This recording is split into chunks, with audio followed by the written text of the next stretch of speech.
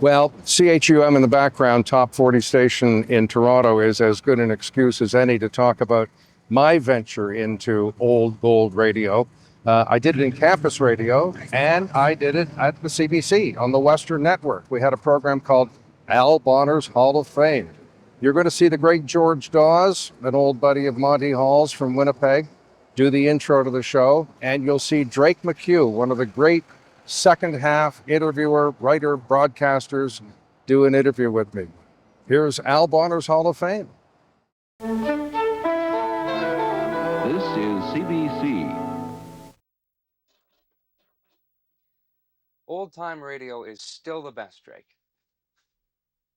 Ladies and gentlemen, Al Bonner's Hall of Fame is back from coast to coast and on our ships at sea. This is the program that brings back Hall of Fame music for you.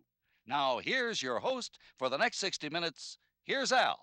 George Dawes, thank you. We're going up the ladder with more swinging platters and the power powder. We're winning, spinning, saying, playing more double gold solid sound sandwiches from the 540, working their way to the top of the Team 2 and top 10. For all the kids down at the Boulevard driving from the stacks and racks of the best on wax, we got gold, the Dell Vikings.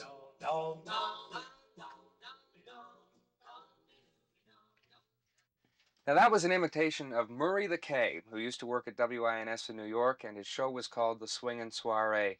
And when I think of good old radio, I think of Murray, and I think of Cousin Brucey and Wolfman Jack and all the others. And it just brings back fantastic memories. Every time I'm down, I play one of these great songs, and it just gets me right up. We're talking about what period? 1950s, late 50s, early 60s? The show, I've gone as far back as the Ink Spots or the Mills Brothers, late 40s, Andrews Sisters, all the way up to the mid-60s. But the 50s is the best. Why such a remarkable period for radio? I think because it was fairly new, it was appealing to so many young people, and the music changed so quickly. I mean, you listen to the music of the Mills Brothers and the Andrews Sisters, and then listen to the Five Satins or Chuck Berry or Buddy Holly, and we went through such rapid change that it was a new dynamic era. It was a formula, wasn't it? The way they did things. I mean, every station had its own star, who was a disc jockey. That's gone now. I'm wondering, why did it die? If it worked, if it sold the commercial spots. Well, it died in part because of payola. Allan Freed, the man who coined the phrase rock and roll in 1951, was ruined by payola, which is the system whereby the record companies or the artists would pay the disc jockey to plug that album. Dick Clark survived. He took radio onto TV, ironically. Many other people survived, but payola ruined the idea of the star. Allan Freed was called the king of rock and roll, and he played the songs, he didn't sing them. But he made the hits because he was a DJ.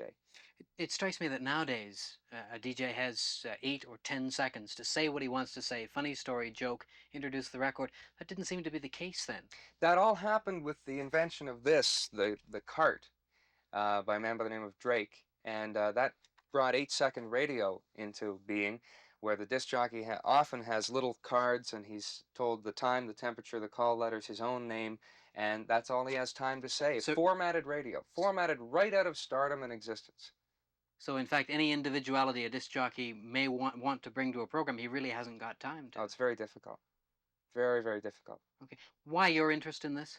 Well, I started listening to the music very early, and I really enjoy it. But you're not old enough to remember some of these. I mean, you were saying going back to the late 40s. You're not old enough to remember this. This is my other life, Drake. This is my secret life, my alter ego, my vicarious existence. I suppose it's a fantasy. It really is. And that's why the Hall of Fame. Which is the real Allan Bonner, the three-piece suit man who reads the local news on late-night television in Saskatchewan, or the Allan Bonner who goes through these songs and plays these things? Well, I think everybody's like that. They're not totally different people, but they have different aspects to their characters. It's all communication, whether it's radio or television or news or public affairs, which is what you do, or humor or the weather, doing the weather in my shorts, whatever it is, it's all communication. All right, this show, who would listen to this show? Who are you programming this for? I get letters from people who were actually there, people who are 35 years old now and who were there back in the 50s, and it's nostalgic music for them. I also get letters from people, it's a whole new generation of people who are anywhere from 7 years old to 21 right now who are listening to this music for the first time. You mean the taste hasn't changed? We've come all the way through that. But, well, it's camp. That's an expression from the 20s. It's camp, and it's new to them, and to expose people to somebody like Buddy Holly or to the people that I idolize for the first time is just great for me. When is the program on? Saturday nights after the midnight news. Hang on just a sec, will you? This is Al Bonner's Hall of Fame on the CBC Radio Network every Saturday night after the midnight news. We've got one of the great old heart songs now, one of the great love songs of all time, the Five Satins, In the Still of the Night.